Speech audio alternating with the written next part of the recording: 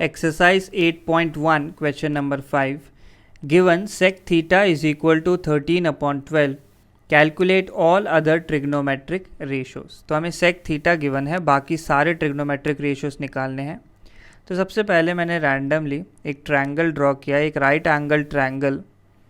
सो इसमें मैं vertex mark कर ली, एक वर्टेक्स बी हो गई, एक ए और एक सी। तो ट्रायंगल ए बी सी हमें गिवन है। तो इस एंगल ए को मैं थीटा अज्यूम कर लेता हूँ।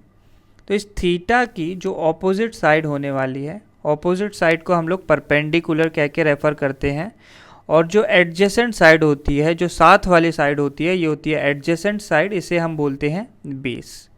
और बाकी जो रिमेनिंग साइड है, थर्ड साइड है, वो है हाइपोटेन्यूस।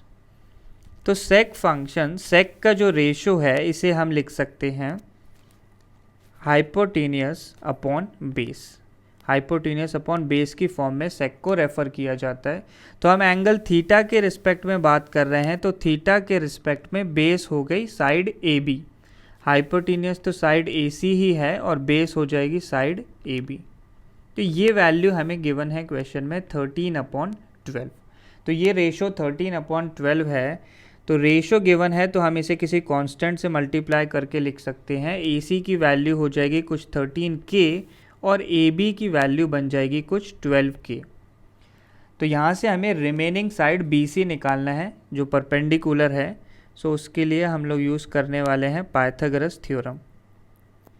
तो पाइथागोरस थ्योरम के अकॉर्डिंग हाइपोटेन्यूस का स्क्वायर यानी ए सी स्क्वायर बाकी दो साइड के स्क्वायर्स के सम के इक्वल होता है। So A B square plus B C square के इक्वल होगा। तो ए सी स्क्वायर हाइपोटेन्यूस है, ये गिवन है 13K का whole square is equal to A B square. तो ए बी की वैल्यू 12K है, तो यहाँ आ गया 12K का whole square plus B C square. ये वैल्यू हमें निकालनी है। तो ये बनता है B C square is equal to तो 13K होल स्क्वायर और इसमें सब्ट्रैक्ट हो जाएगा 12K का होल स्क्वायर। तो 13K होल स्क्वायर ये वैल्यू हो गई 169K स्क्वायर माइनस 12K का होल स्क्वायर हो जाएगा 144K स्क्वायर। तो 169 माइनस 144 ये वैल्यू हो गई 25K स्क्वायर। तो BC का स्क्वायर आ गया 25K स्क्वायर के इक्वल। तो इसे हम लिख सकते हैं BC whole square is equal to 5K का होल स्क्वायर आ जाएगा। तो यहाँ से इट इम्प्लाइज दैट BC की वैल्यू आ गई हमारे पास 5K। सो एक बार फिर से अगर मैं ट्रायंगल ड्रॉ करूँ तो A, B एंड C, तो BC की वैल्यू हमने निकाल ली 5K, AB की वैल्यू है 12K और AC की वैल्यू है 13K। और हमने एंगल A को थीटा अज्यूम किया है, यानी साइड BC हमारे पास परपेंडिकुलर है और एडजेसेंट साइड AB जो है बेस है। तो हमें सारे ट्रिग्नोमेट्रिक फंक्शंस निकालने हैं। तो सबसे पहले हम निकालेंगे साइन थीटा। तो साइन थीटा होता है परपेंडिकुलर अपॉन हाइपोटेन्यूस। तो थीटा के रिस्पेक्ट में परपेंडिकुलर है साइड BC और हाइपोटेन्यूस है साइड AC। तो BC की वैल्यू है 5K और AC की वैल्यू है 13K, यानी साइन थीटा आ गया 5/13। नेक्स्ट हम निकालेंगे कॉस थीटा। तो कॉस थीटा वाला फंक्शन होता है, रेशो होता है बेस अपॉन हाइपोटेन्यूस का। तो थीटा के रिस्पेक्ट में बेस AB है और हाइपोटेन्यूस AC है।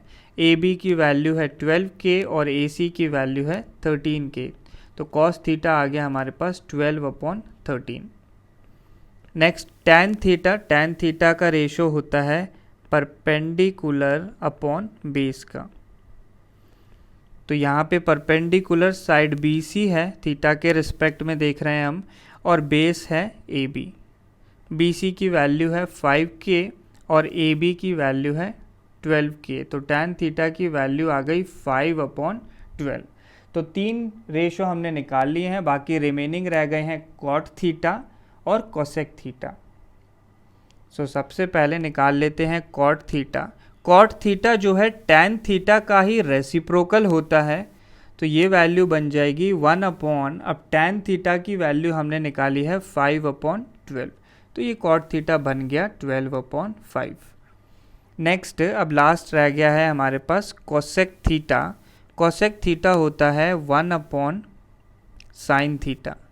तो ये वैल्यू हो गई 1 अपॉन साइन थीटा की वैल्यू हमने निकाली है 5 अपॉन 13, तो कोसेक थीटा बन गया 13 अपॉन 5।